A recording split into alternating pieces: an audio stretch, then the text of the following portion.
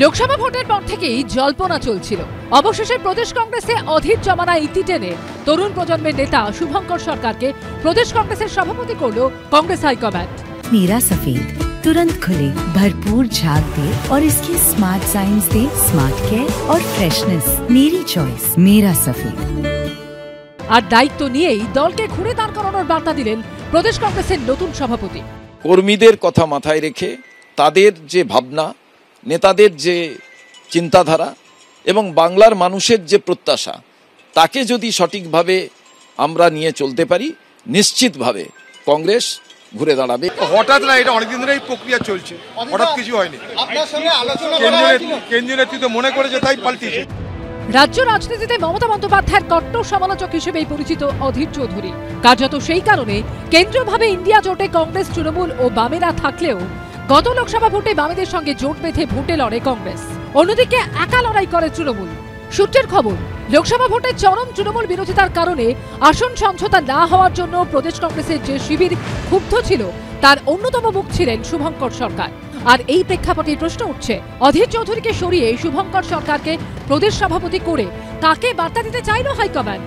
বাংলায় তৃণমূলের প্রতি কঠোর সমালোচনার ভূমিকা থেকে কংগ্রেস কি এবার সরে আসবে?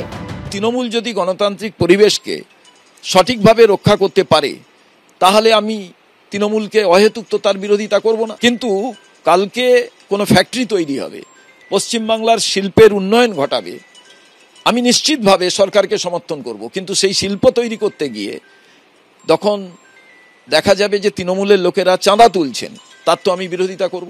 মানুষ তো পরিষ্কার বলে দিয়েছেন যে কংগ্রেস সিপিএম এর সঙ্গে যাওয়ার পরও ব্যর্থ, এবং কংগ্রেস সিপিএম একসঙ্গে যাওয়ার পরও মানুষের রায়ে তৃণমূল কংগ্রেসের সরকার গঠিত হয়েছে। ফলে মানুষ যেটা চান সেটা পরিষ্কার প্রকাশিত। আর পশ্চিমবঙ্গ প্রদেশ কংগ্রেসের আগের জমানায় সিপিএম এর সঙ্গে হাত মিলিয়ে তৃণমূল বিরোধিতা করতে গিয়ে যে সাইনবোর্ড থেকে ভিজিটিং কার্ডে পরিণত হয়েছে, সেটাও সবাই দেখতে পেয়েছে। এখনো পর্যন্ত আমরা লেফটের সঙ্গে অ্যালায়েন্স করে নির্বাচনে লড়াই করেছিলাম, ঠিক আছে। লেফট আমাদের ইন্ডিয়া জোটে শরিক ছিল, আবার তৃণমূল কংগ্রেসও ইন্ডিয়া জোটে শরিক আছে। আমরা জিততে পারিনি, মানুষ গ্রহণ করেনি, আমরা জিতিনি। আমাদের দেখতে হবে কোথায় কোথায় আমাদের ল্যাকুনা ছিল। যদি দল মনে করে, সমস্ত কর্মীরা মনে করেন যে কংগ্রেস একা লড়লেই বেটার হবে, তাহলে আমরা সেই দিকে যাব।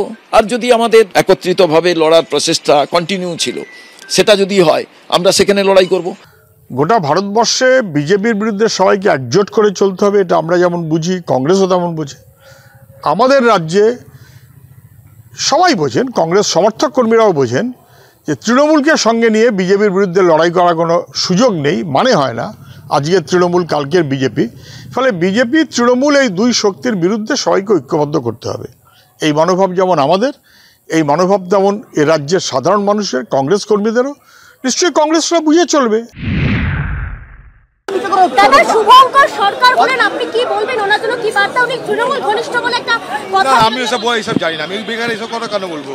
সে কংগ্রেসের প্রেসিডেন্ট, মানে কংগ্রেসের প্রেসিডেন্ট, তৃণমূলের ঘনিষ্ঠ হতে যাবে কেন? আরে অধীরদা তো আমার দলের নেতা, তার জায়গায় আমি এসছি। আমি মনে করি অধীরদা পদ থেকে গেছেন, নেতৃত্ব এবং তার উপদেশ থেকে যান।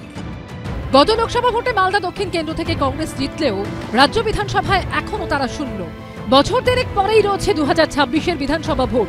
তার আগে কি বাংলার দলকে ঘুরে দাঁড় করাতে পারবেন নতুন প্রদেশ কংগ্রেস সভাপতি? উত্তর মিলবে ভবিষ্যতে। অর্ণব মুখোপাধ্যায়, সুদীপ্ত আচার্য ও রঞ্জিত হালদারের রিপোর্ট, এবিপি আনন্দ।